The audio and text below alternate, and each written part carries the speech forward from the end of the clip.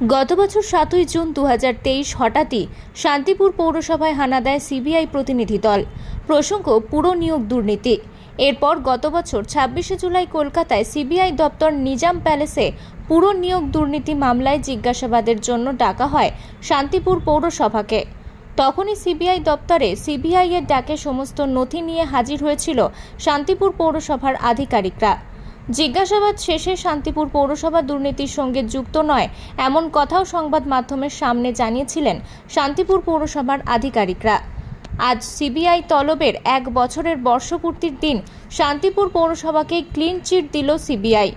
রীতিমতো আনন্দিত শান্তিপুরবাসী সহ শান্তিপুর পৌরসভার আধিকারিকরা এবং চেয়ারম্যান সুব্রত ঘোষ।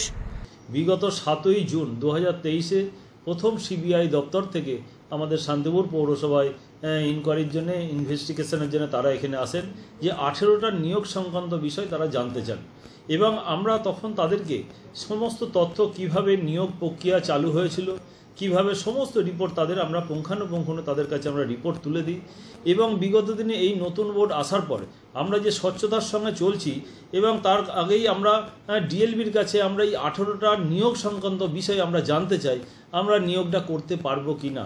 এবং আমাদের কাছে সেই নিয়োগপত্র তারা কিন্তু বলেছেন না, যেহেতু এটা 2018 সালের প্রক্রিয়া, সুতরাং আপনারা এখন নিয়োগ প্রক্রিয়া করতে পারবেন না।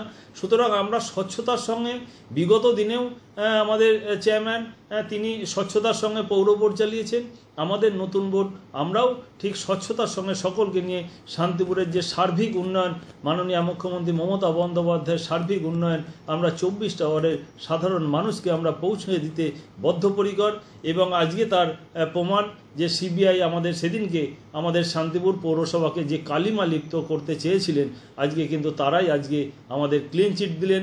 আজকে শান্তিপুরবাসী হিসেবে আমরা গর্ববোধ করছি এবং শান্তিপুরের মানুষকে আমি অভিনন্দন জানাই যে আজকে বিগত দিনে যেভাবে আমার পৌর বোর্ড চলেছে, আমরাও চাইছি সেই দেখানো পথ অনুসরণ করে আমরাও স্বচ্ছতার সঙ্গে শান্তিপুর পৌরসভা পরিচালিত করব। সমস্ত কাউন্সিলরদের সঙ্গে নিয়ে, আমার পৌরসভার সমস্ত আধিকারিকদের সঙ্গে নিয়ে শান্তিপুর পৌরসভা পশ্চিমবঙ্গের মধ্যে দ্বিতীয় পৌরসভা কাজের নিরিখে আমরা যাতে স্বচ্ছতার সঙ্গে পৌরসভা আমরা 1 নম্বরে নিয়ে যেতে পারি, এইটাই আমাদের আজকের দিনে চ্যালেঞ্জ। দাদা, একটা প্রশ্ন রাখবো, বিরোধীরা তো তখন আপনাদের উপর সুর চলেছিল এবং বলেছিল যে সিবিআই ডেকেছে যখন তার মানে কিছু না কোনো গল্প রয়েছে।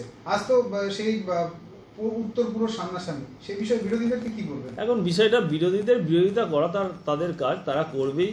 আমি ভালো কাজ করলেও তারা বিরোধিতা করছেন, আর কাজ করতে গেলে কোনো সময় হয়তো একটা কোনো ভুল হতে পারে, সেটা তো তারা সমালোচনা করছেনই। সুতরাং আমার কাজ যদি ভুল হয়, নিশ্চিত আপনারা সকলে আমাকে বলুন কিভাবে কাজ করতে হবে। সকলকে নিয়ে আমি চাই শান্তিপুরের সার্বিক উন্নয়ন ঘটাতে, যাতে স্বচ্ছতার সঙ্গে এবং সততার সঙ্গে শান্তিপুর পৌরসভার দীর্ঘদিনের যে ঐতিহ্য, সেই ঐতিহ্য যাতে আমরা ধরে রাখতে পারি, আমরা সেই ঐতিহ্য বহন করে যাতে শান্তিপুর পৌরসভা কাজের নিরিখে আমরা 1 নম্বরে নিয়ে যেতে পারি, এইটাই আমাদের মূল লক্ষ্য।